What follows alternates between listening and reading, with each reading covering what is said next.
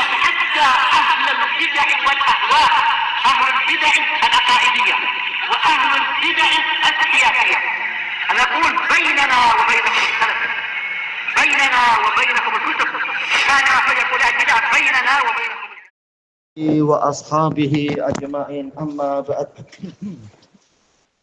Kita lanjutkan pembahasan adab, masih masuk ke muka surat 24. Wa yaqala al-muallifu hafizahullahu taala ad-darsul hadiyah asyar, pelajaran yang ke-11. Wa min adabi qada'il hajah, termasuk dari adab buang hajat, menunaikan hajat.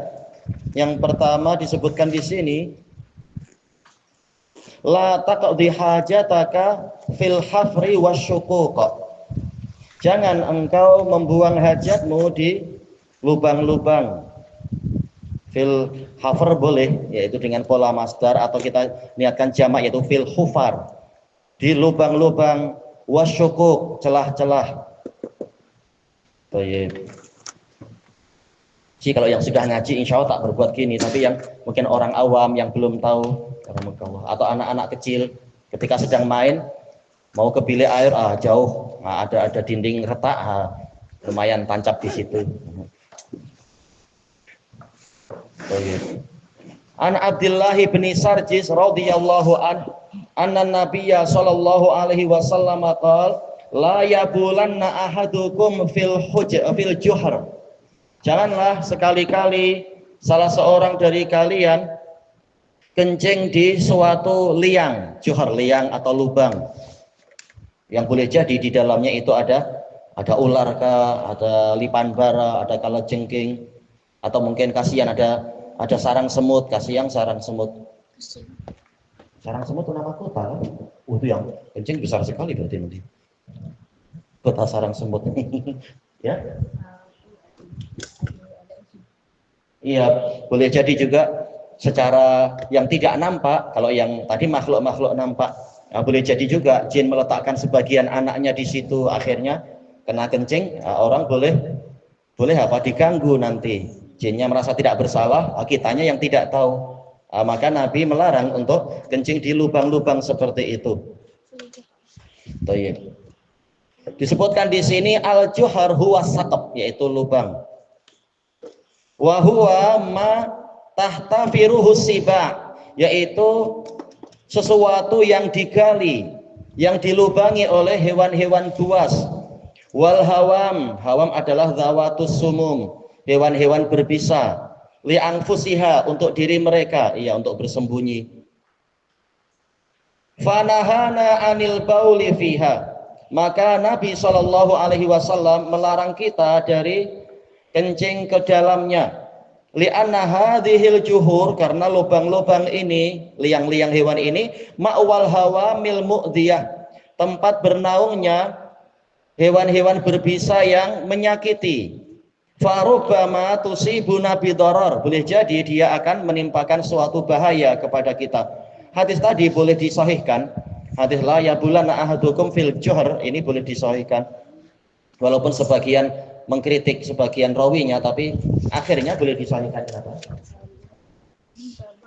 As-siba, hewan-hewan buas yang suka menggali-gali selain memakan hewan lain. Kenapa?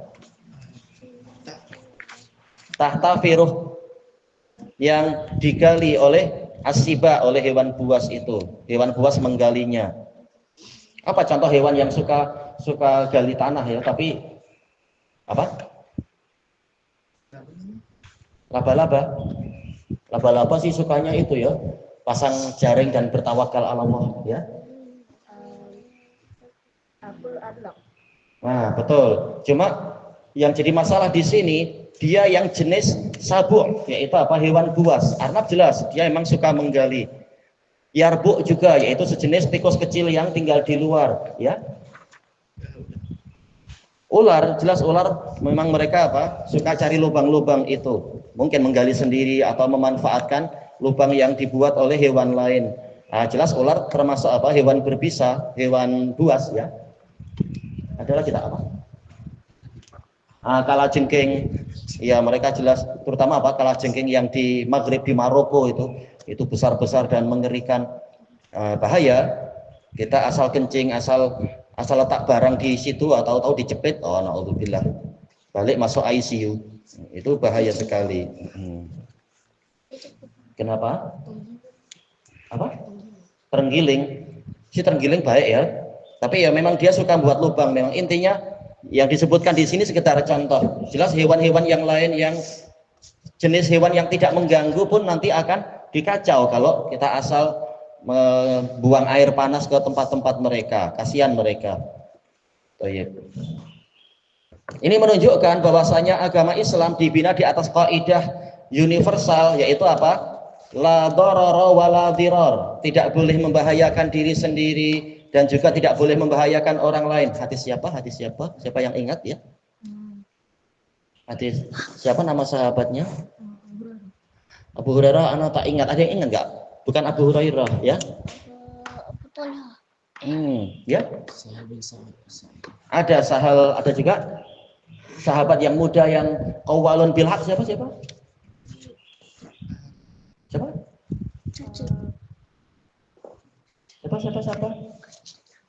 Ya, agak terlupakan. La yamna'anna ahadakum makhafatun nas. Hadis siapa? Lupa. Abu Sa'id Al-Khudri. Iya. Datang dari hadis Abu Sa'id. Dia datang dari 3 atau 4 sahabat. La darara wa la dirar. Disebutkan panjang lebar oleh Al-Baihaqi di dalam Sunanul Kubra. Intinya apa? Jangan membahayakan diri sendiri, jangan juga membahayakan pihak yang lain. Walaupun dia hewan, walaupun dia bukan manusia, tidak boleh kita menganiaya dia. Baik. Kemudian at-taqwim, penilaian. Kenapa? Ada Abu Sa'id, ada hadis Anas, ada kalau tak salah Sahal bin Sa'ad, ada beberapa sahabat. Baik.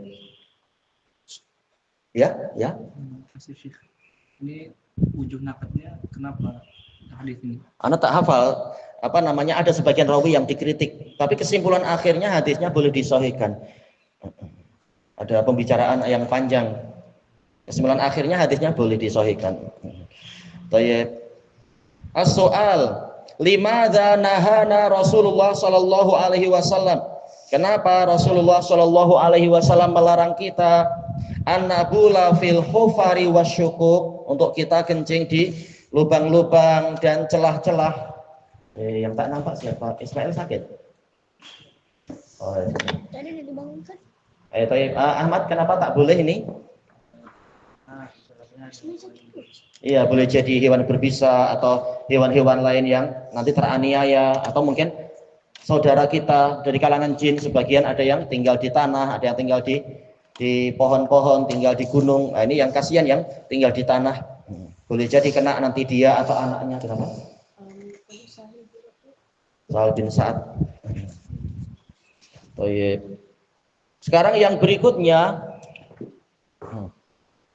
jangankan kencing ya, kadang tangan kita masuk ke suatu celah dinding aja, tahu-tahu kalah jengking, seperti yang anak alami waktu kecil.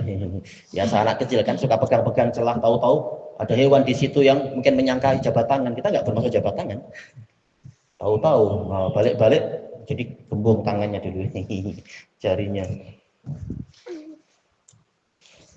Baik. Ada Susania Asyar, pelajaran ke-12. Wa min adabi qada'il hajah, termasuk dari adab menunaikan hajat. La tabul fil ma'ir raqid, jangan engkau kencing di air yang diam, yaitu air yang layak jeri, sebagaimana di kelengkapan riwayatnya. Wala tataghawwat fi, jangan engkau berak di situ. Dalilnya an Abi Hurairah radhiyallahu anhu anin Nabi sallallahu alaihi wasallam qol. Abu Hurairah siapa namanya? Abdurrahman bin Sakhar. Rumahnya mana? Pindah ke Makkah. Pindah ke Madinah. Pindah ke Madinah. Baik. Qal la yabulanna ahadukum, jangan sekali-kali salah seorang dari kalian kencing fil ma'id daim, di air yang tenang, yang diam.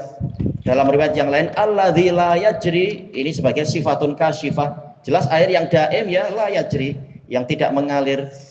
Summa yaghtasilu fih, kemudian dia mandi di situ. Muttafaqun alaih. Apa hikmahnya? Disebutkan oleh para ulama beberapa hikmah tentang larangan ini. Yang pertama adalah tanjisun halan, yaitu menyebabkan airnya seketika itu juga menjadi najis. Boleh jadi kalau airnya tidak banyak kan. Baik. Cuma ada mungkin apa istilahnya perigi kah apa yang tidaklah seperti tasik. Baik. Nah, kita kencing, boleh jadi dalam keadaan airnya periginya sedang surut tinggal sedikit dikencingi, boleh jadi nanti dia jadi ternajisi, jadi ada warna kuning di situ atau apa tak tahu. Maka ini menyebabkan orang terhalangi dari memanfaatkannya. Baik. Kemungkinan yang kedua adalah tanjisun ma'alan, yaitu ternajisi setelah beberapa lama. Mungkin sekarang tidak najis, kencing kita cuma sedikit. Tapi ada orang tengok, oh kencing di situ boleh, oh saya boleh lah. Nah, ini ada orang kedua, orang ketiga, orang keempat, akhirnya sudah tercemar, airnya tidak lagi suci dan menyucikan. Ini dikatakan tanjisun ma'alan, menyebabkan ternajisinya air di masa hadapan, karena orang makin banyak yang kencing di situ. Yang ketiga adalah istidzaru halan atau takdziru halan, menyebabkan orang merasa jijik seketika itu juga. Mungkin airnya masih suci, rasa bau warna tidak berubah, masih boleh secara syariat, tetapi karena ada orang melihat kita kencing di situ, akhirnya orang jadi merasa jijik, akhirnya menghalangi orang lain untuk memanfaatkan air itu. Akhirnya nikmat Allah tersia-sia. Boleh jadi orang itu ingin mandi janabah atau ingin wudhu, tak mendapatkan air, akhirnya malah kesulitan. Karena apa? Karena kita kencing di situ. Baik. Atau apa? Takdzirun ma'alan, menyebabkan di masa hadapan orang merasa jijik. Karena apa? 1, 2, 3 sampai 10 orang, walaupun airnya banyak, akhirnya sebagian orang jadi terhalangi dari memanfaatkan air itu. Dia merasa jijik. Ya, kalau betul-betul bersih. Jangan-jangan ada penyakit yang masuk ke mulut saya, atau ada najis yang masuk ke mulut saya. Orang khawatir, walaupun tidak selalu terjadi, tapi orang khawatir. Akhirnya terhalangi dari memanfaatkan nikmat Allah tadi. Yang kelima disebutkan oleh para fuqaha, yaitu al-ufunah, yaitu penyebaran penyakit. Kita tahu kencing itu memang dibuang oleh badan kita karena berpotensi banyak penyakitnya. Ia membuang bibit penyakit, membuang zat-zat yang tidak diperlukan oleh badan. Nah, kalau walaupun air itu tetap suci dan menyucikan misalkan, tapi boleh jadi orang yang berwudu setelah itu dia dimasuki oleh bakteria-bakteria tadi atau zat-zat yang berbahaya, akhirnya penyakit jadi tersebar. Mungkin badan kita sehat, masih anak muda, badan sehat. Nah, kasihan bapak-bapak tua atau ibu-ibu tua yang wudhu di situ misalkan, badannya tak kuat, akhirnya kena penyakit. Baik, makanya sejak awal Nabi SAW menutup pintu-pintu yang menimbulkan bahaya-bahaya tadi. Al-Imam Ibnul Qayyim rahimahullah di dalam I'lamul Muwaqqi'in mendatangkan lebih dari 90 dalil yang sampai kepada suatu kaidah yang bersifat universal, kaidah yang bersifat ammah, yaitu apa? Wujubu saddi dzara'i ad-darar, wajib menutup pintu-pintu bahaya yang menimbulkan bahaya. Baik. Disebutkan di sini, kenapa? Ibnul Qayyim dalam I'lamul Muwaqqi'in. Intinya menutup pintu, jangan sampai ada orang terkena bahaya atau diri sendiri mungkin yang terkena bahaya dan sebagainya. Summa yaghtasilu min, kemudian dia mandi di situ. Terjadi perselisihan di beberapa qiraah dari hadis ini, sebagiannya meriwayatkan dengan jazm, summa yaghtasil, yaitu jangan salah seorang dari kalian itu kencing di situ, kemudian jangan pula dia mandi di situ. Adapun qiraah yang ini lebih umum, yaitu dengan apa? Tetap didhammahkan. Berarti apa? Tetap dia marfu. Yaitu bukannya Nabi melarang untuk mandi di situ, tapi boleh jadi nanti kalian lupa, nanti kalian mandi di situ atau teman yang lain yang mandi di situ, akhirnya terkena sesuatu yang merugikan, misalkan terkena seperti yang disebutkan tadi, ternajisi lah, atau mungkin terkena sesuatu yang menjijikkan atau mungkin terkena penyakit dan sebagainya. Walaupun untuk riwayat yang di hadapan kita menunjukkan boleh mandi di situ, bukan jazm. Boleh mandi, tapi kasihan kalau dia terkena benda najis atau apa. Tetapi kalau airnya itu mengalir, maka ini boleh. Karena apa? Sejumlah dalil di dalam bab ini itu pelarangannya adalah untuk air yang berhenti, air yang diam. Adapun kalau airnya mengalir, maka najis tadi akan langsung terkena air yang berikutnya dan berikutnya, sehingga cepat dia itu bersih, cepat dibawa pergi. Dan juga air yang terus-menerus mengalir ini akan memudahkan agar najis tadi yatahallal istilahnya, yaitu terurai karena terkena air banyak sekali. Sebagaimana yang diriwayatkan oleh Bukhari dan Muslim dari hadis Anas bin Malik tentang kencingnya orang Badui itu. Orang Badui kencing di mana waktu itu? Ceritanya, coba Ilyas, orang Badui waktu itu dalam cerita itu kencing di mana? Kencing di lubang atau di sungai atau di ngarai atau di gunung? Apa kencing di mana? Dalam cerita yang terkenal di zaman Nabi itu? Iya, dia malah kencing di masjid. Kemudian tatkala Nabi berkata kepada para sahabat, da'uhu, kemudian fada'a bidhanubin min ma'. Nabi kemudian menyuruh untuk didatangkan satu gayung air. Fasobba alaih, kemudian Nabi mencurahkan, atau sebagian sahabat yang mencurahkan air itu. Ini dibahas panjang lebar oleh para fuqaha. Apakah cukup satu curahan air itu menghilangkan najis? Kesimpulannya disebutkan oleh Al-Hafidz Ibnu Hajar, yaitu curahan yang terus-menerus walaupun hanya satu gayung itu akan membantu melarutkan najis tadi. Bukannya air itu diam, tapi airnya mengucur terus-menerus. Ini menyebabkan najis tadi itu cepat terurai, kemudian meresap ke dalam tanah. Karena jelas masjidnya waktu itu masih langsung dari tanah kan itunya ya, lantainya. Adapun kalau jenis-jenis masjid kita jelas harus hati-hati, harus lihat airnya cukup atau tidak. Sekitar satu gayung tak cukup, dia malah melebar kemana-mana. Memang harus dibuang betul-betul najisnya itu. Intinya air yang mengalir itu memudahkan untuk menghilangkan najis tadi dari tempat itu. Itu pun kadang tidak langsung hilang, perlu proses. Seperti yang diceritakan oleh sebagian kerabat kami ketika di sungai bagian atas ada orang sedang buang hajat, sementara ada air terjun, ada orang air terjun kecil-kecilan, kasihan ada orang Cina mandi di situ, dia mandi sedap-sedap, tahu-tahu di atas kepalanya ada sesuatu, orang yang tengok sedih, kasihan kepalanya tuh harus pakai shampoo banyak tuh, karena dapat hadiah dari atas. Mungkin kalau airnya banyak dan mengalir jauh, iya. Tapi kalau dekat-dekat masih boleh jadi masih ada benda yang belum habis, belum terurai. Intinya ya berhati-hati, menjaga jangan sampai terkena najis. Kemudian kita masuk ke takwim penilaiannya. Yang pertama, hal minal akhlaqil hasanah. Apakah termasuk dari akhlak yang baik? Ayyabulal muslim, seorang muslim kencing fil ma'ir raqid, di air yang diam, air yang tenang. Jawabannya apa? Iya, tak boleh. Kencing di tempat yang disediakan, jangan malah di baldinya. Naudzubillah. Itu meracuni orang. Yang kedua, hal taghtasilu fil miyahil qadhirah. Apakah Anda mandi di air yang menjijikkan? Jawabannya apa? Jawabannya tidak. Disebutkan Ibnul Qayyim, karakter tabiat manusia, fitrah manusia lari dari benda-benda yang mustaqdzirah, yang menimbulkan perasaan jijik. Sementara jelas najis-najis kencing itu dia menjijikkan. Makanya kita dilarang berbuat perkara-perkara yang akan merusak mood seseorang secara syar'i tentunya pembahasannya ya, yang menimbulkan orang jadi merasa jijik dan seterusnya.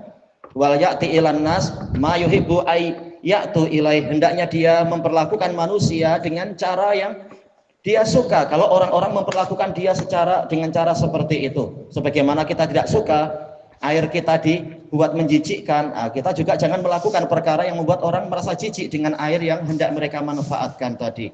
Hadis siapa tadi? Wa ya'ti ilan nas tadi. Hadis Abdullah bin Amr ibnul As inda Muslim. Baik. Ini menunjukkan seseorang itu tidak bersifat ananiyah, egois. Tak apa, saya kencing, saya pergi. Masalah air itu kena siapa, saya tak kisah. Bukan begitu. Nabi memerintahkan kita untuk juga memperhatikan kemaslahatan saudara-saudara kita yang lain. Baik. Ilahuna wallahu a'lam. Oh ya. Jadi hadis la darara itu dijelaskan pada lebar di kitab apa? Panjang lebar oleh Al-Baihaqi dalam Sunanul Kubra, riwayat banyak sekali yang itu ya. Kan hukum asalnya mencuci pakaian yang terkena najis itu kan dengan air mutlak. Betul. Nah, tapi kalau contoh air itu sudah dicampur dengan sabun, kan secara zahir dia sudah bersih, tapi najisnya itu terangkat. Telah dijelaskan oleh Imam Syaukani rahimahullah dalam Nailul Autar, kemudian dalam As-Sailul Jarrar, kesepakatan para ulama bahwasanya asalkan air itu sudah asalkan najis itu sudah hilang dari sisi rasa, bau dan warna, maka ini sudah sah. Tentunya kalau zatnya tak ada ya, kalau zatnya ada ya najis. Tapi kalau dohirnya baju itu sudah tak ada rasa, tak ada bau, tak ada warna najis, maka itu sudah sah, sudah hilang. Karena masalah izalatun najasah ini dia bukan ta'abudiyah mahdhah, bukan bentuk ibadah dalam artian seperti wudu. Kalau wudu wajib dengan air mutlak, tak boleh dengan air sabun, tak boleh dengan air strawberry atau susu atau apa yang lain-lain. Tapi kalau sekedar menghilangkan najis, ini yang dipentingkan bukan apa? Yang dipentingkan bukan tata cara ibadahnya, tapi hasilnya. Baik, makanya para fuqaha mengatakan dengan cara apapun kalau najis itu hilang, maka hilang. Maka apa? Sudah sah, tidak disyaratkan adanya niat. Nah, mereka memberikan contoh misalkan apa? Ketika kita jalan mau ke masjid, tahu-tahu lewat rumah yang tingkat-tingkat itu ada yang membuang air yang najis, kena badan kita, kena apa? Kena baju. Tapi najis sedikit, kalau banyak susah ya. Sedikit. Habis itu kena hujan. Ternyata sampai di dalam masjid, ini sekedar biasa contoh fuqaha aja. Ternyata sudah kering dan tak ada rasa, tak ada bau, tak ada warna najis. Apakah ini sudah sah? Sementara kita tidak meniatkan toharoh ketika terkena hujan. Ini sudah sah. Baik. Makanya ketika kita hendak sholat, kita memakai bajunya, kita tak perlu memeriksa baju ini sudah dibersihkan dengan niat lillahi ta'ala atau tak masalah. Yang penting tidak ada tanda rasa bau warna dari najis tadi, tak masalah. Baik. Dan sabun sudah biasa dikenal di zaman Nabi bagi yang punya duit, dipanggil apa? Asnan. Diambil dari apa? Jenis tanaman tertentu. Ini menunjukkan tidak masalah. Adapun kalau wudu memang apa? Harus pakai air mutlak. Wallahu a'lam.